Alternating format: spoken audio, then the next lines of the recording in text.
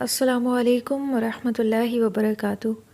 اعوذ باللہ من الشیطان الرجیم، بسم اللہ الرحمن الرحیم۔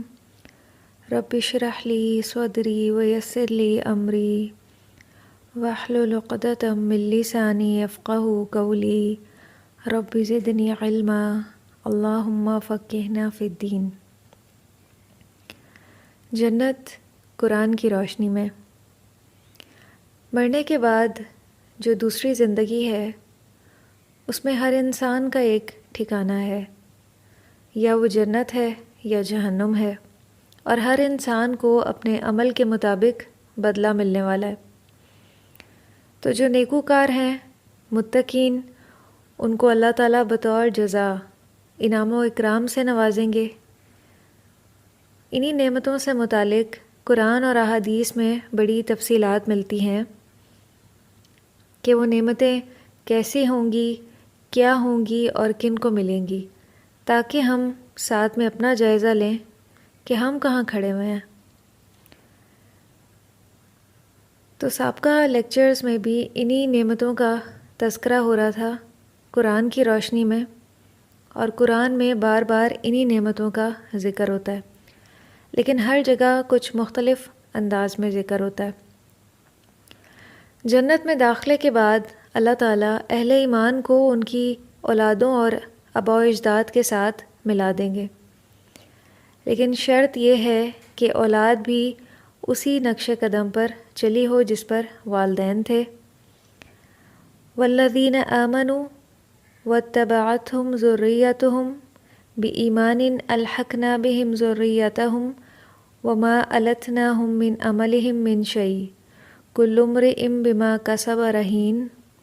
اور جو لوگ ایمان لائے اور ان کی اولاد نے ایمان لانے میں ان کی پیروی کی تو ہم ان کی اولاد کو بھی ان کے ساتھ ملا دیں گے، اور ان کے اپنے عملوں سے کچھ بھی کم نہ کریں گے، اور ہر شخص اپنے ہی عملوں کے عوض گروی ہے۔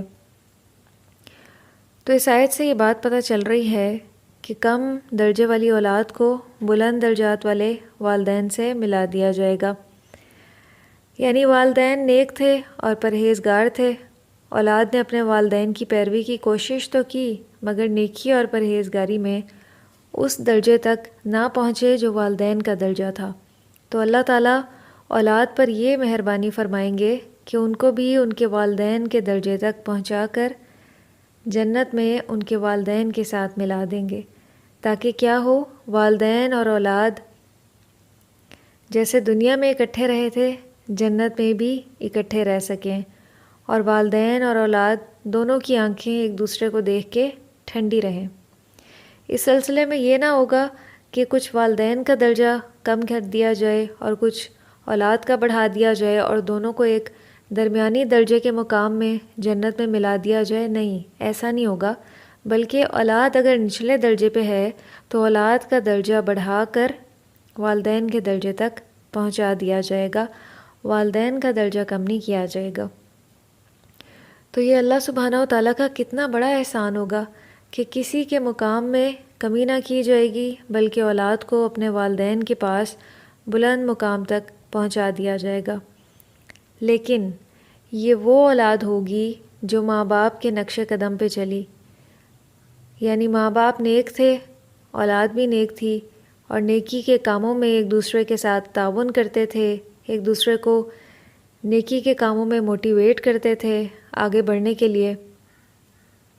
تو ایسے ہی لوگوں کو اللہ تعالیٰ جنت میں بھی اکٹھا رکھیں گے۔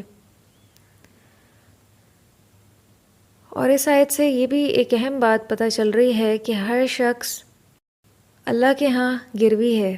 وہ کس طرح کہ اللہ تعالیٰ کے ہم پہ جتنے بھی احسانات ہیں اور جتنی بھی ہمارے پاس اللہ سبحانہ و تعالیٰ کی نعمتیں ہیں وہ کیا ہیں؟ وہ قرض ہیں، اور اس کے بدلے میں انسان کا نفس اللہ کے پاس بطور رہن یا مرہونہ چیز کے ہے، اور اس قرض کی ادائیگی کی صورت یہ ہے کہ انسان اللہ کی نعمتوں کا شکر ادا کرے۔ سب سے پہلی چیز یہ اس کے احکامات کی تعمیل کرے، اس کے ساتھ کسی قسم کا شرک نہ کرے۔ اور جس شخص نے یہ قرض ادا کر دیا، یعنی اس نے اللہ کا شکر بھی ادا کیا، اللہ کے احکامات کی پابندی بھی کی اور اللہ کے ساتھ کسی کو بھی شریک نہ ٹھہرایا، تو اس کا نفس کیا ہوگا؟ عذاب جہنم سے آزاد ہو گیا۔ اللہ تعالیٰ اس کو جہنم کے عذاب سے محفوظ رکھیں گے، وہ کامیاب ہو جائے گا۔ اور جس نے یہ قرض ادا نہ کیا تو اس کا نفس تو پہلے ہی اللہ کے پاس رہن رکھا ہوا ہے، تو اس کے لیے پھر کیا ہے؟ عذاب۔ اور اس سے ایک اور اہم بات بھی پتہ چل رہی ہے اس آیت سے کہ جنت محض اللہ کے فضل سے ملے گی۔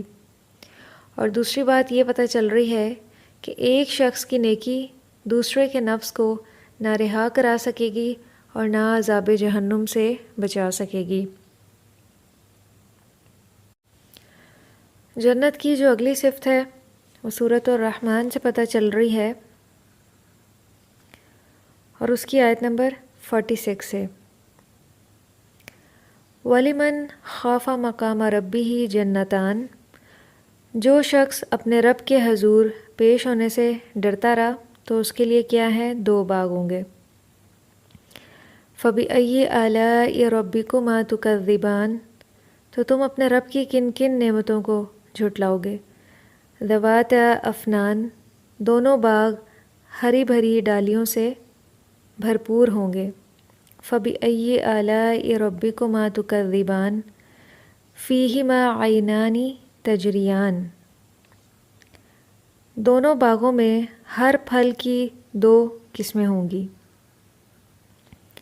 فَبِأَيِّ آلَاءِ رَبِّكُمَا تُكَذِّبَانِ فِيهِمَا مِن كُلِّ فَاكِهَةٍ زَوْجَانِ فَبِأَيِّ آلَاءِ رَبِّكُمَا تُكَذِّبَانِ مُتَّكِئِينَ عَلَى فُرُشٍ بَطَائِنُهَا مِنْ إِسْتَبْرَقٍ وَجَنَى الْجَنَّتَيْنِ دَانٍ، جنتی لوگ ایسے ایسے فرشوں پر تکیہ لگا کر بیٹھیں گے جن کا استر یعنی اندر کا کپڑا موٹے ریشم کا ہوگا، اور باغوں کی ڈالیاں پھلوں کے بوجھ سے جھکی ہوئی ہوں گی۔ فَبِأَيِّ آلَاءِ رَبِّكُمَا تُكَذِّبَانِ فِيهِنَّ قَاصِرَاتُ الطَّرْفِ لَمْ يَطْمِثْهُنَّ إِنسٌ قَبْلَهُمْ وَلَا جَانٌ، ان نعمتوں کے درمیان شرمیلی نگاہوں والیاں ہوں گی جنہیں اس سے پہلے کسی انسان یا جن نے چھوا نہیں ہوگا۔ فَبِأَيِّ آلَاءِ رَبِّكُمَا تُكَذِّبَانِ، پھر تم اپنے رب کی کس کس نعمت کو جھٹلاؤ گے؟ كَأَنَّهُنَّ الْيَاقُوتُ وَالْمَرْجَانُ، اور وہ بیویاں ایسی خوبصورت ہوں گی جیسے ہیرے اور موتی۔ فَبِأَيِّ آلَاءِ رَبِّكُمَا تُكَذِّبَانِ، اور پھر تم اپنے رب کے کن کن احسانات کو جھٹلاؤ گے؟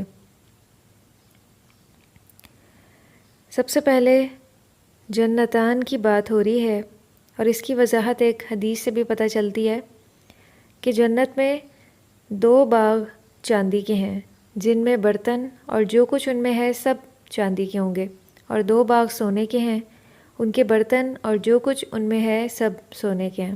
یہ صحیح بخاری تفسیر سورۃ الرحمن میں اس کی وضاحت ہے، اور ابن کثیر کے بھی بعض آثار سے یہ بات ثابت ہے کہ سونے کے باغ جو ہیں وہ مقربین کے لیے ہوں گے، اور چاندی کے باغ عام مومنین یعنی اصحاب الیمین کے لیے ہوں گے۔ اور مقام ربی ہی، اس کے بھی 2 مطلب ہو سکتے ہیں اور دونوں ہی قرآن میں مذکور ہیں۔ ایک یہ کہ جو شخص اپنے رب کے سامنے کھڑا ہونے سے ڈر گیا اس کے لیے 2 باغ ہیں۔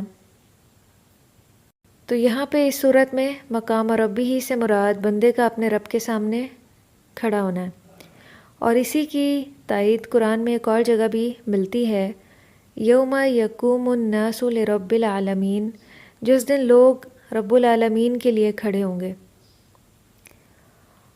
اور اس کا دوسرا مفہوم یہ ہے کہ جو شخص اپنے رب کے اپنے اوپر ہر وقت قائم یعنی نگران ہونے سے ڈر گیا، اور اس کی تائید بھی قرآن کی ایک اور آیت سے ہوتی ہے، افمن ہوا قائم علی کل نفس بما کسبت، تو کیا وہ جو ہر جان پر اس کا نگران ہے جو اس نے کمایا، کوئی دوسرا اس کے برابر ہو سکتا ہے؟ تو اس آیت سے اس کے دونوں معنی ہی بیک وقت مراد ہو سکتے ہیں۔ تو یہ بھی قرآن کا ایک کمال ہے کہ ایک لفظ کے مختلف جگہوں پہ مختلف معنی ہوتے ہیں۔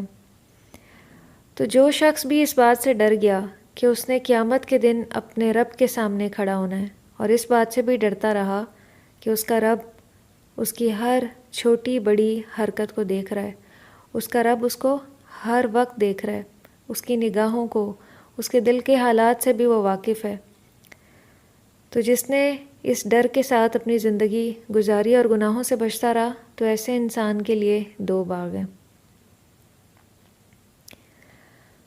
اور اس سے یہ حقیقت بھی واضح ہو رہی ہے کہ جنت کی وراثت کی بنیاد اللہ کا ڈر اور تقوی ہے، کیونکہ یہی وہ چیز ہے جو انسان کو صراط مستقیم پر قائم رکھتی ہے اور اللہ کی نافرمانی سے بچاتی ہے۔ اگر یہ نہ ہو، اللہ کا ڈر نہ ہو، تو موقع میسر آتے ہی انسان کو کوئی بھی چیز کسی بھی جرم کے ارتکاب سے نہیں روک سکتی۔ اور جب دل میں اللہ کا تقوی موجود ہو، اللہ کا ڈر موجود ہو، تو مشکل سے مشکل مقام پر بھی انسان کے قدم نہیں ڈگمگاتے۔ اور صحیح بخاری کی ایک حدیث سے بھی قیامت کے دن جن 7 آدمیوں کو عرش کا سایہ نصیب ہوگا یا عرش کا سایہ ملنے کی بشارت دی گئی ہے، ان سب کے اعمال میں بھی اصل چیز اللہ کا ڈر ہے، اللہ کا تقوی ہے۔ یہ اتنا بڑا عمل ہے کہ جو انسان کو اللہ کا مقرب اور محبوب بنا دیتا ہے۔ تو مقام ربی ہی کے لفظ میں خوف کے ساتھ محبت کا پہلو بھی نمایاں طور پہ نظر آ رہا ہے کہ انسان کسی اجنبی سے یا کسی ظالم سے نہیں ڈر رہا، بلکہ کس سے ڈر رہا ہے؟ اپنے مالک سے ڈر رہا ہے، جو اس کا خالق ہے، اس کا پیدا کرنے والا ہے، اور پھر اس کے بعد اس کی ہر لمحہ پرورش کر رہا ہے، اس کی نگرانی کر رہا ہے، اس کی ضروریات پوری کر رہا ہے۔ تو یہ ہے وہ رب جس کے لیے انسان تقوی اختیار کرتا ہے۔ تو جنتان، جنتن سے ہے، اس کا اصل یہ ہے باغ۔ تو قرآن میں کہیں یہ مفرد آیا ہے، اور تمام اہل ایمان کے ایک ہی جنت میں داخلے کا ذکر ہے۔ مقربین اور جو اصحاب الیمین ہیں، ان کو نعمتیں تو ایک طرح کی ہی ملیں گی، یعنی ان کے نام ایک ہوں گے، لیکن ان میں بہت ہی نمایاں فرق ہوگا۔ جیسے یہاں پہ بھی جو بات ہوئی کہ سابقین اور مقربین کے لیے سونے کے باغ ہوں گے، اور تابعین یعنی اصحاب الیمین کے لیے چاندی والے باغ ہوں گے، تو اس سے آپ اندازہ لگا سکتے ہیں کہ دونوں کو ملنے والی نعمتوں میں کتنا زیادہ فرق ہوگا، لیکن ملیں گی دونوں کو ہی۔ اور پھر اگلی صفت اس آیت میں کیا پتہ چل رہی ہے؟ ذواتا افنان، افنان فنن ان کی جمع ہے، سیدھی لمبی شاخ کے لیے استعمال کیا جاتا ہے، اور بہت شاخوں والے سے مراد شاخوں، پتوں اور پھلوں کی کثرت ہے۔ مراد یہ ہے کہ یہ دونوں باغ جو ہوں گے، اس میں بہت سی قسموں کے پودے اور درخت ہوں گے جن کی بہت زیادہ شاخیں ہوں گی، جو سیدھی ہوں گی اور لمبی ہوں گی۔ تو لہٰذا تم اپنے رب کی کس کس نعمت کو جھٹلاؤ گے؟ یہ اللہ تعالیٰ کا اپنے بندے کے ساتھ شکوہ ہے۔ تو اللہ کی نعمتوں کو کیسے جھٹلایا جاتا ہے؟ ایک تو ہے اللہ کی ذات کا بالکل ہی انکار کر دینا۔ تو جب اللہ کی ذات کا انکار ہوگا تو اس کی طرف سے ملنے والی تمام نعمتوں کا بھی انکار ہوگا۔ پھر اسی لیے انسان کیا کرتا ہے؟ جب وہ اللہ کا انکار کر دیتا ہے تو پھر وہ کسی حاجت روا، مشکل کشا کسی اور کو سمجھنے لگتا ہے، رزق کے لیے بھی کسی اور کے در کا سوالی بن جاتا ہے۔ اور دوسرا کام کیا ہوتا ہے کہ اللہ کی ذات کا بالکل انکار نہ کرنا، لیکن دل اللہ کی معرفت اور پہچان سے خالی ہو۔ ہمیں اللہ نے کتنی نعمتیں دی ہیں، ذرا آپ جائزہ لیں اپنی ذات کے اندر، جو پورا نظام ہمارے جسم کے اندر کام کر رہا ہے، نعمتوں سے بھرپور، اور پوری کائنات میں آپ جائزہ لیں جو قدرت کی نشانیاں ہر طرف بکھری ہوئی ہیں، کتنی بڑی بڑی نعمتیں ہیں جو ہم سارا دن دیکھتے ہیں، لیکن ہمیں کبھی خیال ہی نہیں گزرا ان نعمتوں کا کہ دینے والا کون ہے۔ ہر وقت اپنی ہی تعریفوں کے پل ہم باندھتے رہتے ہیں، ہر خوبی اور عطا کو بس اپنا ہی کمال سمجھتے ہیں کہ یہ مجھے میری ہی صلاحیت، محنت اور کوشش کی وجہ سے ملا ہے۔ اصل دینے والے کے شکر گزار ہی نہیں ہے، نہ ہی دل میں یہ اعتراف ہے کہ یہ تمام نعمتیں اللہ کا فضل ہیں، اللہ کی عطا ہیں، اللہ سبحانہ و تعالیٰ نے عطا کی ہیں۔ تو اللہ تعالیٰ فرما رہے ہیں کہ اپنے رب کی کن کن نعمتوں کو جھٹلاؤ گے کہ دینے والا تو وہی ہے، وہی ذات ہے، تو پھر اعتراف کیوں نہیں کر لیتے، کیوں نہیں مان جاتے؟ فیہما من کل فاکہۃ زوجان، جنت میں جو پھل ہوں گے اس کی دو قسمیں ہوں گی، ایک تو وہ جو دنیا میں تھی، جو ہم یہاں پہ بھی دیکھتے ہیں اور مشاہدہ کرتے ہیں، اور دوسری وہ جو کسی نے بھی نہ سنی ہے، نہ اس کو معلوم ہے، نہ دیکھی ہے، اور نہ ہی کسی کے دل میں اس کا خیال گزرا ہے۔ اور زوجان سے مراد یہ بھی ہے کہ ایک ہی پھل کے متعدد ذائقے ہوں گے، مختلف ذائقے ہوں گے۔ جیسے آم کو لے لیجئے، دنیا میں بھی آم کی کئی اقسام ہیں اور ہر ایک کا ذائقہ مختلف ہے، لیکن دنیا کے پھلوں کی جنت کے پھلوں سے کوئی نسبت ہے ہی نہیں۔ وہاں دیکھنے میں تو پھل وہی لگ رہا ہوگا، لیکن اس کا ذائقہ اور قسم مختلف ہوگی۔ تو یہاں زوجان تثنیہ کا لفظ جمع اور کثرت کے معنی کے لیے استعمال ہوا ہے۔ تو ان آیات سے جنت کی کون سی صفات پتہ چلی ہیں کہ جنت میں مقربین یعنی اللہ کے خاص نیک بندوں کے لیے دو باغ ہوں گے جو نعمتوں کے لحاظ سے عام مومنین اصحاب الیمین کے باغوں سے افضل ہوں گے، اور جنتیوں کی بیویاں انتہائی شرمیلی، پاک باز، ہیروں اور موتیوں جیسی چمکتی دمکتی خوبصورت ہوں گی، صرف اپنے شوہروں کی خاطرداری کرنے والیاں ہوں گی۔ اور جنتیوں کی بیویوں کو جنت میں داخل ہونے سے پہلے نئے سرے سے پیدا کیا جائے گا، اور اس پیدائش کے بعد انہیں کسی انسان یا جنات کی بیویوں کو کسی جن نے ہاتھ نہیں لگایا ہوگا۔ نیک اور پاک باز بیویوں کی صفات جو ہیں وہ پہلے بھی ذکر ہو چکی ہیں، اس لیے یہاں پہ میں نے ان کی وضاحت نہیں کی۔ سورۃ الانسان میں اللہ سبحانہ و تعالیٰ نے جنت میں ملنے والی نعمتوں کا تذکرہ کرتے ہوئے فرمایا ہے کہ جنت کی جو بیش بہا نعمتیں ہیں وہ کن لوگوں کو ملیں گی؟ وَجَزَاهُمْ بِمَا صَبَرُوا جَنَّةً وَحَرِيرًا، کہ دنیا میں جن لوگوں نے اللہ کی رضا کی خاطر بے شمار پابندیاں برداشت کیں، اپنی خواہشات نفس کے خلاف جہاد کیا، اسلام کی راہ میں آنے والی مشکلات کو بھی برداشت کرتے رہے، اور انہوں نے دین کے راستے میں آنے والی ہر رکاوٹ کو دور کر دیا، لیکن کیا دین کا راستہ ترک نہیں کیا، مشکلات سے صبر کے ساتھ لڑتے رہے، اور اس مستقل صبر کے عوض اللہ تعالیٰ انہیں جنت بھی عطا کرے گا، اور جنت کی بیش بہا نعمتیں بھی، فاخرانہ ریشمی لباس بھی انہیں پہنائے جائیں گے، اور وہ جنت میں پورے شاہانہ ٹھاٹھ کے ساتھ تکیہ لگائے ہوئے بیٹھا کریں گے۔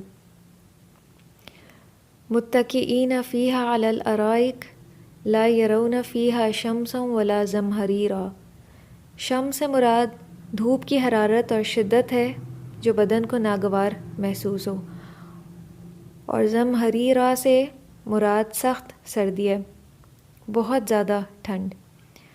تو جنت کا موسم بہت زیادہ گرمی اور انتہا کی سردی، ان دونوں انتہاؤں سے پاک ہوگا، بلکہ وہاں کا موسم معتدل ہوگا، جیسے ہمارے ہاں موسم بہار ہوتا ہے اسی طرح کا موسم ہوگا۔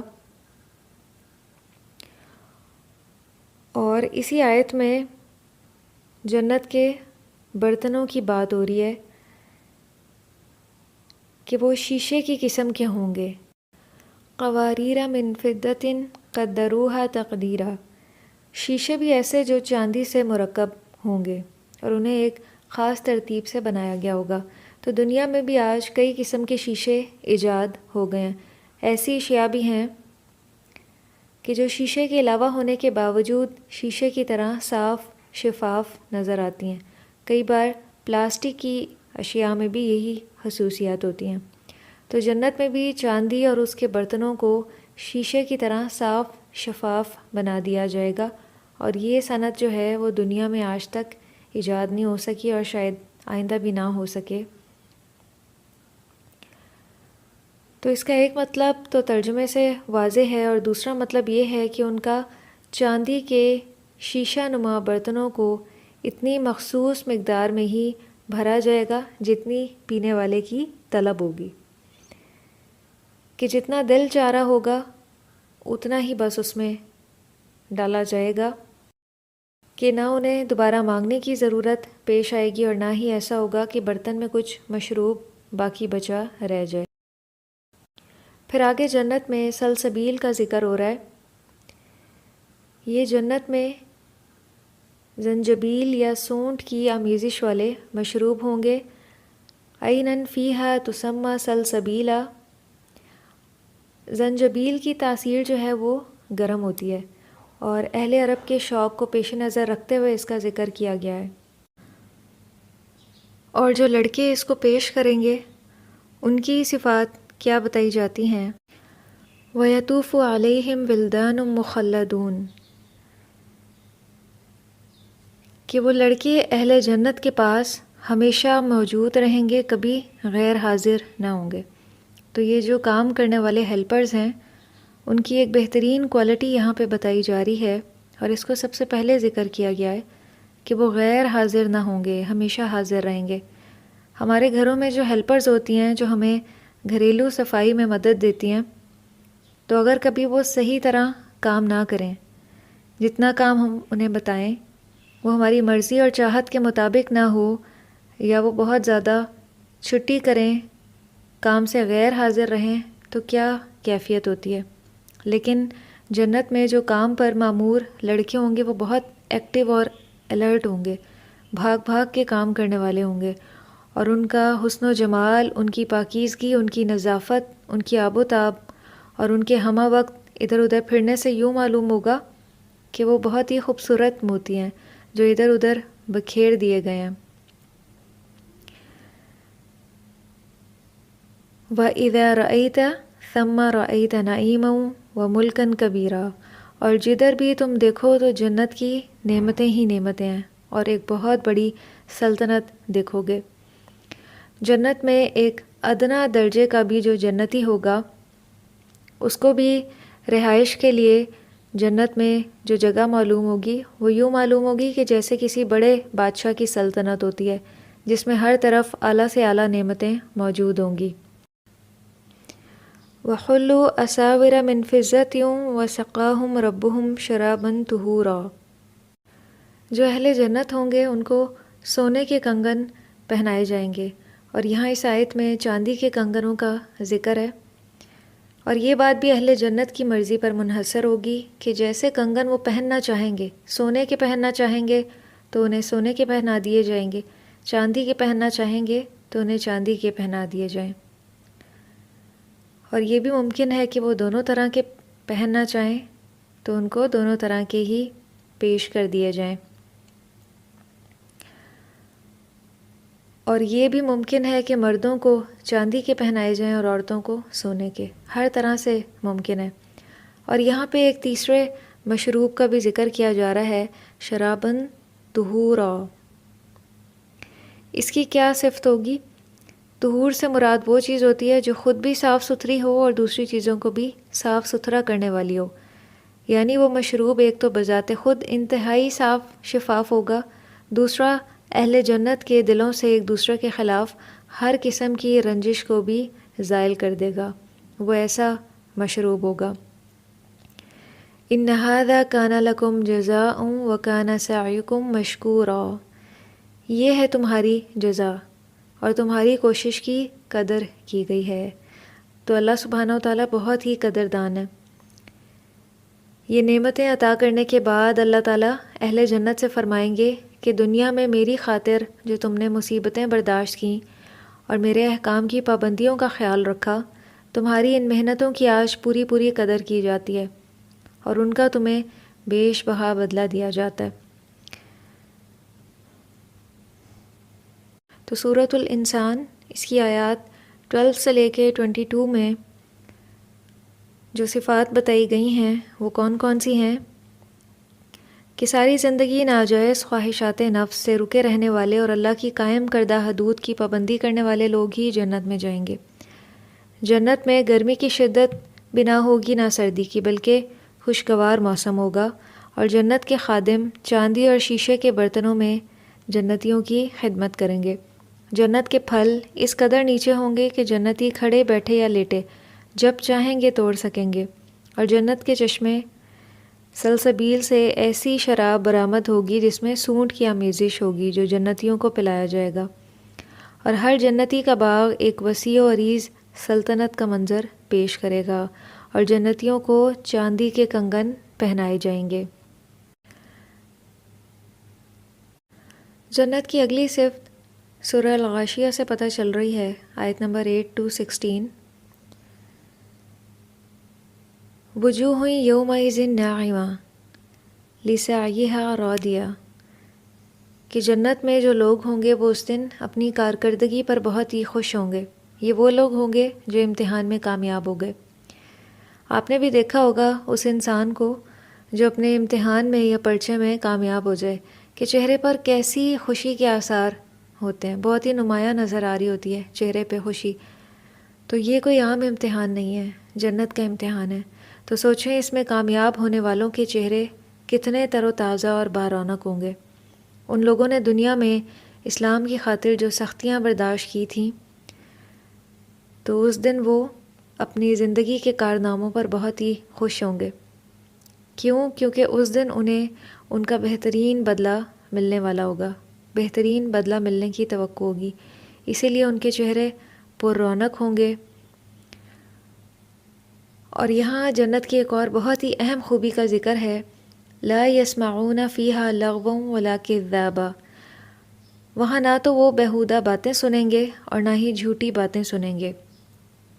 یہ جنت کی نعمتوں میں سے ایک بہت بڑی نعمت ہے کہ آدمی کے کان وہاں نہ کوئی بیہودہ بات سنیں گے اور نہ یہ سنیں گے کہ کوئی کسی کو جھوٹا کہہ رہا ہے، کوئی کسی سے جھگڑے یا اس کی بات کو جھٹلائے۔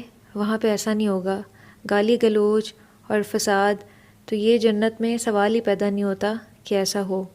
اور اس نعمت کی قدر وہی جانتا ہے جسے ان کاموں سے نفرت ہو، یا اسے ایسے لوگوں سے واسطہ پڑتا رہتا ہو اور وہ ان چیزوں کی کراہت اپنے دل میں محسوس کرتا ہو، تو اس نعمت کو وہی سمجھ سکتے ہیں جن کے کانوں میں ہر وقت غیبت کی آواز آتی ہو۔ تو یہی ان لوگوں کے لیے جنت میں بہت بڑی نعمت ہوگی کہ وہاں اس طرح کی کوئی پکار وہ نہ سنیں گے۔ فیہا سرر مرفوعہ، اس میں اونچے اونچے تخت ہوں گے، اور ان تختوں پہ بیٹھ کر اہل جنت گرد و پیش کی ہر چیز کا نظارہ کر سکیں گے۔